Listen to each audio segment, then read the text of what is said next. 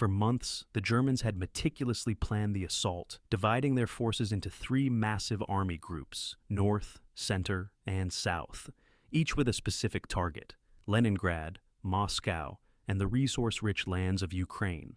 Hitler believed that the Soviet Union would collapse quickly under the weight of the Blitzkrieg.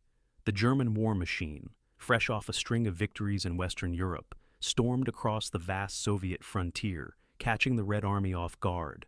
The Luftwaffe bombed Soviet airfields before planes could even take off. In the opening weeks, entire Soviet divisions were encircled and destroyed.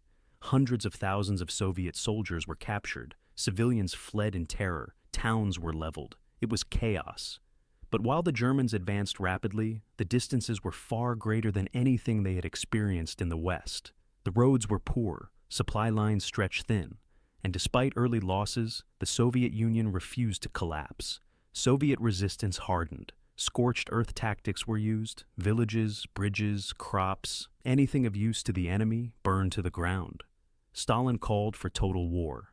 Factories were moved east of the Ural Mountains, out of German reach, and production continued around the clock. As summer gave way to autumn, German troops pushed closer to Moscow, but their advance slowed. Mud from the autumn rains turned roads into swamps, bogging down vehicles and delaying supplies. And then came the Russian winter, brutal, unforgiving, and unanticipated.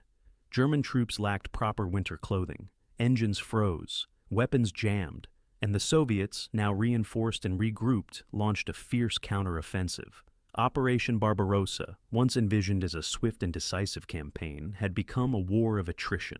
Hitler had underestimated the Soviet Union's resilience and overextended his own army. By the end of 1941, the Germans were halted outside Moscow, having failed to deliver the knockout blow they had promised.